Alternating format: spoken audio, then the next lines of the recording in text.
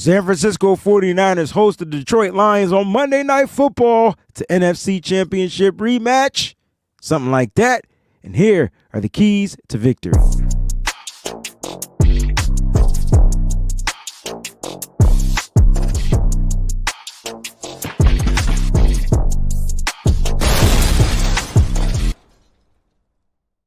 What's going on, 49er faithful to the Bay? It's your boy, the Wayne Breezie. Welcome to Keys to Victory. We are sponsored by Residency, so go to www.residency.com. Use that promo code SFBreezy, and you can save on your total purchase. You can also check out the article over on 49erswebzone.com, where I gets down and digs into it a little bit more in depth.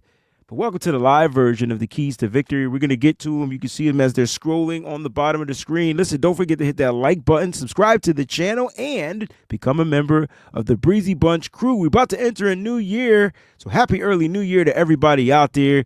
Let's get down to this because the 49ers got to take on a tough, maybe the best team in the NFC as of right now, the Detroit Lions.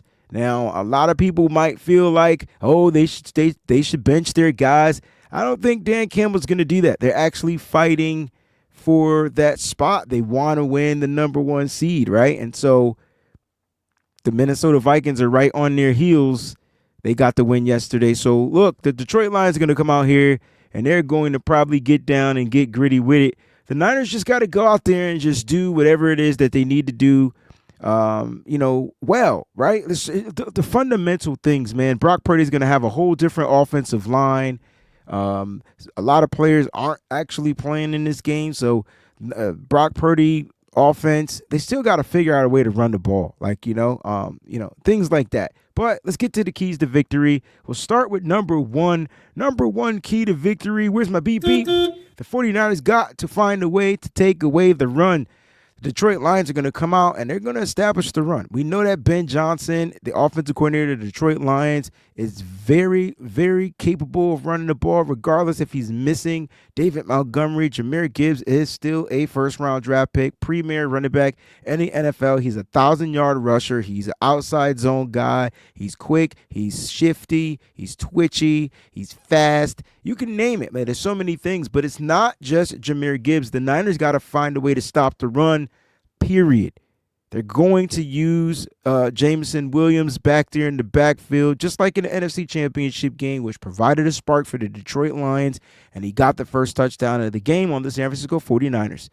The run defense is going to be on point. This means that they have to wrap, they have to tackle, they have to do their due diligence. I need the defensive front to definitely do what they need to do against a tough offensive line from the Detroit Lions. They got a good offensive line, maybe one of the best offensive lines in the league, but this defensive front has to do their job, soak up those blocks so that the 49ers linebackers can play downhill, they can fill those gaps, they can get in there, they can secure the tackle, they can make runs, minimal gain.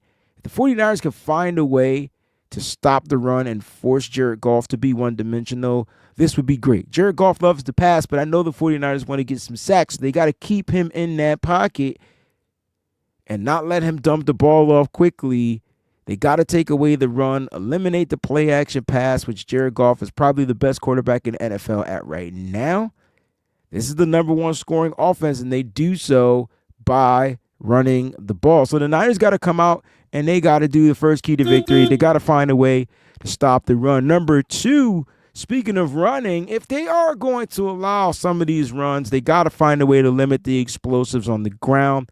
They can't give up 20-yard, 30-yard, 40-yard, 50-yard runs, especially ones that end with touchdowns. They did this last week against the Dolphins. I thought the Niners were playing pretty decent against the run. Then they give up a 50-yard run touchdown to Devon Achane. So the Niners got to find a way to limit those explosive plays on the ground. Also in the air, they're going to air this ball out. I can tell you right now, Jared Goff, play action pass, they're going to fake some plays, do some trick plays. They'll put this ball in the air, and they got the pass catchers to get down there, whether it's Brock Wright, whether it's Sam Laporta, whether it's Jameson Williams, whether it's Amon-Ra St. Brown, whether it's Tim Wright, whether it's Khalif Raymond. It doesn't matter. They have some pass catchers that can get down the football field from their tight ends, and they got to find a way to eliminate explosives in the screen game out of the backfield with Jameer Gibbs back there as well. So they got to find a way to limit them. I'm not saying like take them away, and it's going to be tough because the Niners will not be without their starting cornerback. He will not be at this game, and congratulations to Mooney Ward on the celebration of the birth of his first son. So congratulations to Mooney Ward, but he will not be in this game. He's been downgraded to out. So it sounds like the 49ers secondary, you're going to have Hufunga back there. You're going to have Malik Mustafa. And then you're going to have your corners, man. Outside guys, Diamador Lenore. Possibly they may start Yedem, or will they go with the rookie Renardo Green, put Yedem in the slot, the nickel, or put Yedem and Green on the outside and put Diamador Lenore in the slot? All I know is wherever Amon-Ra St. Brown lines up, which is going to lead to my next key to victory, it's time to match up. The Niners got to match up defensively. So wherever their star-studded, you know what I'm saying, wide receiver Amon-Ra St. Brown lines up, you want your best corner on him cover matchup. I think that's a good matchup. I feel like they're both gritty. They just get down to the get down.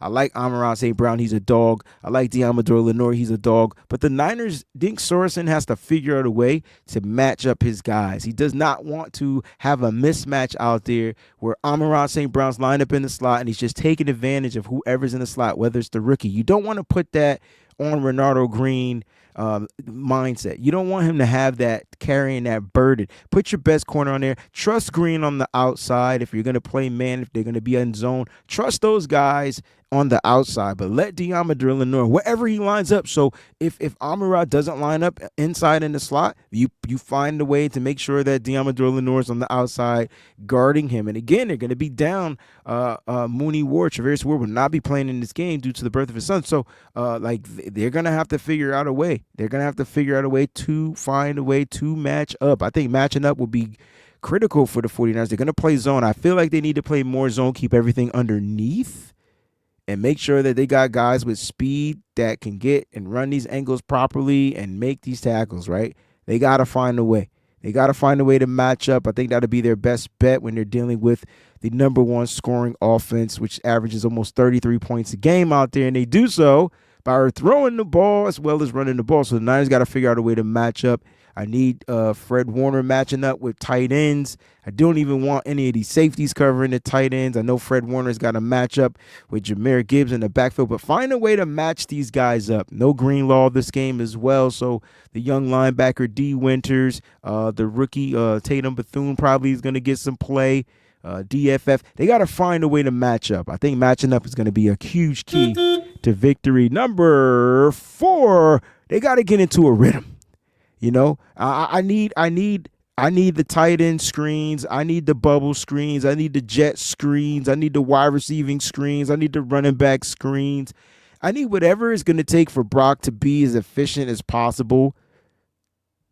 I need that done. I need those plays called and I need those plays executed, because when Brock's in a rhythm, it's almost impossible to beat this offense, and I don't expect a lot of deep shots down the field unless the San Francisco 49ers come out and establish the run early, but they do need to run the ball. They got to find ways to run the ball, and if the Detroit Lions are taking away the run game, the Niners are going to have to use those type of plays that are considered extensions of the run game, like your screens, and they're going to have to find a way to move the ball in the quick passing game. So whatever it takes for Brock to get into a rhythm, you know, Isaac Guerrero should get the start in tonight's game, but with that, they're going to look to Detroit's going to look to take away the run. It's a rookie running back. They're not going to be looking to give up explosive plays to the rookie, so expect that, right? But then the Niners need to come out and counter it with some of these efficient, quick throws, slants, things like that. You know what I mean? Because look, George Kittle down the field, love him. He's going to be going up probably against the number one coverage safety in the NFL, who leads the team, leads the league in receptions. So you gotta pick your poison. I don't want Brock out there doing plays that aren't necessarily rhythmic, because this offense is based off of timing And the better that the offense is flowing, the better the offense works, which will help the defense in the long run. So key number 4, they got to find a way to get into a rhythm. And number 5, because I'm alive, they got to limit the mistakes. Limit mistakes. Like Brock can't turn over the ball. It's just period. Like you can't turn over the ball. You just can't turn the ball. No fumbles, no turnovers. And I want to take limiting mistakes to a whole nother level. It's gonna be a weird game because you're dealing with an offensive line with probably no Colton McKivitz. The only starter out there is going to be Jake Brindle and freaking the rookie Dominic Pony, and then you're going to be supplementing it with other guys that you just picked up off practice squads and signed and things like that. So they got a couple of veterans that they're probably going to go with that has actually NFL experience. But my point is, they got to find a way to limit the penalties as well. Too many penalties, false starts, legal formations, holdings. This could be a really ugly game if the Niners don't come out playing sound fundamental football. So this is not just about turning the ball over and giving the Detroit Lions opportunities. This is about the 49ers not shooting themselves in the foot. They get a 15-yard run and it gets negated from a 10-yard holding call. And I'm not just talking about the offensive line. George Kittle, wide receivers, can't hold, can't grab. You can block, but you got to be fundamentally sound out there. You're playing against a tough opponent this season, and obviously the Niners aren't where they thought that they would be, but they are playing on prime time football. They're playing in prime time. The Niners have to figure out a way to not get embarrassed, and it's one thing to lose, but don't lose based off of the mistakes. So the Niners got to limit those mistakes. If they limit those mistakes, they have an opportunity to beat this team. As good as the Detroit Lions are, I still feel like the Niners, can be a good team. They can finish this season off strong. The question is, what is their will to win? And if they want to win, they got to stick to the keys to victory. All right? They got to stop the run, limit the explosives, match up defensively, get into a rhythm, and limit the mistakes. Thank y'all so much for tuning in to Keys to Victory. It's your boy, the Wayne Breezie. Don't forget to hit that like button, subscribe, and become a member today of the Breezie Bunch crew. Big things popping in 2025 for members of the channel. I guarantee you that. Love y'all. Keep it faithful to the Bay. Until the next time, we out, baby.